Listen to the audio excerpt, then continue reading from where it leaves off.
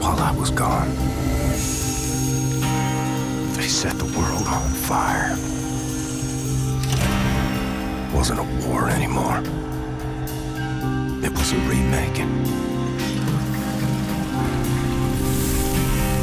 Some losses are inevitable.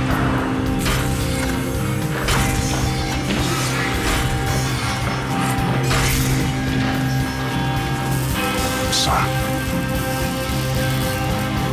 unthinkable. All right, Wolfenstein New Order. We're here with Jens, creative director for the project. Jens, thank you very much indeed for joining us today.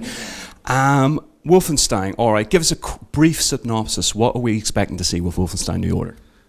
So it's sort of an honoring of Wolfenstein 3D, but we've done some drastic things to the world. The year is now 1960. The Nazis have won the war, and they won using some sort of weird, mysterious technology. And classic Wolfenstein protagonist B.J. Blazkowicz is back, and he has to sort of reignite the resistance movement and find some way to overthrow the Nazi regime. Okay, you sort of mentioned during the presentation there the other day that you were very much playing homage to the Wolfenstein 3D. You guys grew up with it, you loved it and everything like that. What I'm interested to know is, what are you guys bringing to the plate? What are you guys bringing that's new for Wolfenstein?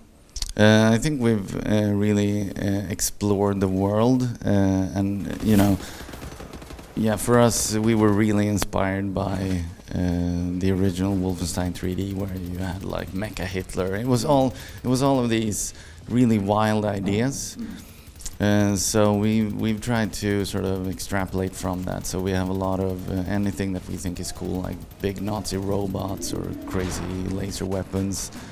But we're also coupling that with a really tight narrative. So it's this juxtaposition of sort of the domestic and the intimate moments with this just mind-boggling, over-the-top action. And how have you found developing with the engine? Have you found tinkering with it surprised you? Is there new stuff you're bringing out from it?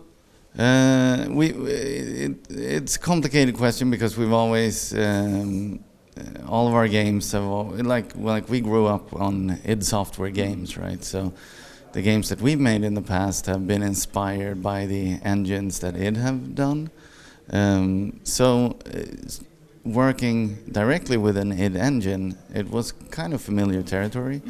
But what's really cool about this one is obviously that you can make every pixel in the world unique. So that's super awesome, and when but the problem is that obviously you want to make every pixel in the world unique, so it's a lot of work too. But we're extremely happy to work with id Tech. Action adventure shooter. As we see from multiple little monologues that BJ does over the course of the mission we played, very sort of gravelly voice, very humorous as well with the one-liners and everything like that. Was that always intentional? I mean, how have you balanced between having that sort of almost tongue-in-cheek sort of action hero style along with the more serious narrative? It was always intentional to do that, and I think what we used as a reference to sort of wrap our heads around it and wrap other people's heads around it as well on the conceptual state was Inglourious Basterds, because that movie sort of walks a very fine line between really serious heavy drama and over the top just crazy shooting Hitler in the face type stuff. So that was an inspiration for us in terms of the tone. I guess that was the full answer on that question. All right, well, let's talk weapon sets. As we saw during the course of the presentation, you guys can dual wield almost every single weapon. I mean, how are you guys balancing out the arsenal for the game? We view the game as a whole, on a global level, as well as on a level per level basis, as sort of a dramatic arc. So each level is constructed with some sort of escalation. It has peaks and valleys, and And that's also how we design the progression for the weapons. And it's going to be very different. So some levels are extremely action heavy, and some are you may not have any weapons at all. All you have is maybe a knife, and there's a lot of sneaking.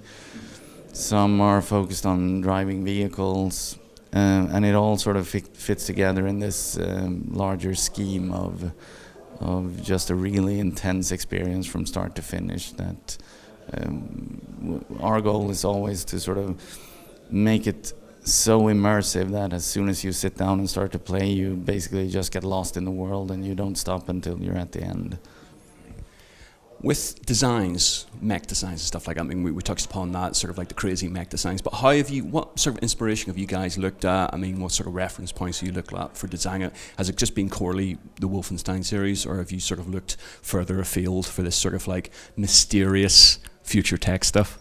Oh yeah, no, it's we've there are some things that obviously come from, because in contrast to most crazy assholes throughout history, the Nazis had a lot of design ideas. Like they had specific ideas about architecture and about, you know, what to wear, what music to listen to, what art was acceptable, all of these things. So we've, when it comes to because they've taken over the world and they've sort of remade the world in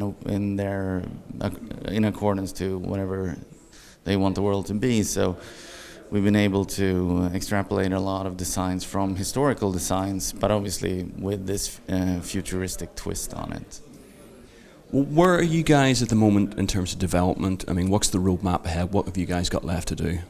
We are in a very good place where everything is. We know exactly what we need to do. It's just a matter of putting all the pieces in place. Obviously, first-person shooter market is an incredibly crowded market. Obviously, id, Wolfenstein, big names yourselves. You got this great heritage of shooters and everything like that. But what do you think that makes Wolfenstein the quintessential shooter for this generation? Why should people be picking it up? This is the sales speech right here. Yes, I'm not maybe the sales guy, but you know, it's. What are you guys most proud of with the game? Yeah, but for us, really strong first-person experiences is our passion. Like that's. And that all harkens back to the experience of first playing Wolfenstein 3D back in the day, when for me, like as an aspiring game developer, I always dreamt of, you know, wouldn't it be cool to like see the game world from your own eyes and sort of be in the world? But I never really thought that was possible. Like I couldn't figure out how to do it intellectually. And then id came along and they did it, and just that sort of mind-blowing thing was so profound for me and many people on the team. So I think that's why we love first person, because it's about being in this different world. It's not about seeing some dude on screen. It's about being there in this alternate reality, and that's what we love. Okay. And just one last thing in wrapping up. Really impressed by the music, by the score I heard during the game. Can you sort of just elaborate a little bit on that? Is that in-house? Have you guys got someone else working for you to do that? What's the whole concept behind that? So the score, we thought about what would make the most sense because there are some different dynamics to it, and not all of it is present in this demo. But we thought about what would make what's the sound of the Nazi war machine, right? And we tried to, and also we have personal interests in certain kinds of music and that kind of thing. And we looked around for a long time to find like the composers who really got this stuff. And so the main responsibility for the score is on a guy called Mick Gordon, who's just a phenomenal talent. He's really, really good, and he gets the vibe that we're after, and he's just phenomenal. Listen, obviously I'm very much looking forward to it. Best luck with the rest of the project. Hopefully get hands-on with it soon. Thank you so much. Cheers.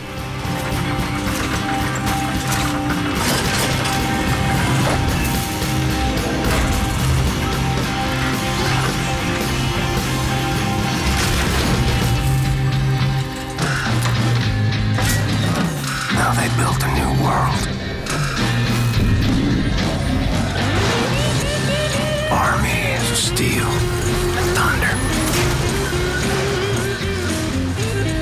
They're rewriting history. There must be some kind of way out of here. But they forgot about me. Say the joker to the thief.